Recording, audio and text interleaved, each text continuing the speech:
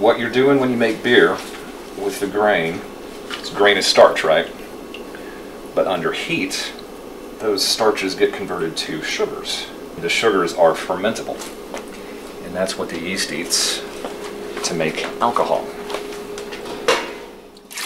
Hey, I'm Patrick Beach from the Austin American-Statesman and Statesman.com, and welcome to Casa de la Playa. Today we are brewing some Christmas beer called Belgian Ale from Austin Homebrew Supply. That's why I'm wearing this goofy hat.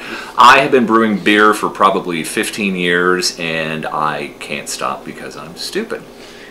It's like anything. It's like any kind of culinary aspiration, okay? You got to start with your raw ingredients. So with beer recipes, you start with water, you steep some grains for a while, then you discard the grains. Then you add malt extract syrup, which is made out of barley, and it's a concentrated syrup with lots of fermentable sugar. It's going to have a fairly high alcohol content, up around, what is it, 8%? High alcohol with a residual sweetness and a very interesting characteristic from the candy syrup. One with a fair amount of hops to kind of balance out all that sweetness. So when that timer goes off, more hops. We're going to start getting busy. The last 15 minutes we put in an ounce of Golding and then an ounce of forward. 10 minutes after that. The longer you boil hops, the more the bitterness characteristic comes out, and you lose the aromatic compounds. So a little bit later we'll add more hops, and then right at the very last 5 minutes we'll add even more. So you're layering the bitterness with the flavor and then the aroma. There are lots of reasons to make your own beer, but honestly and truly, my top reason is to give it to somebody who likes beer but they don't know a lot about homebrew, and they'll take a sip and say, wow, you made this beer?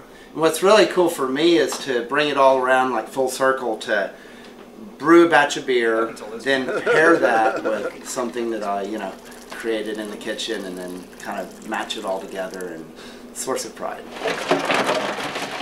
Starting to cool down. A lot of people think brewing beer is really complicated, and it can be as complicated as you want it to be. I know some people who have pictures on their phones of their brewing operations like normal people have pictures of their babies. But the fact is, if you can boil water, you can make beer.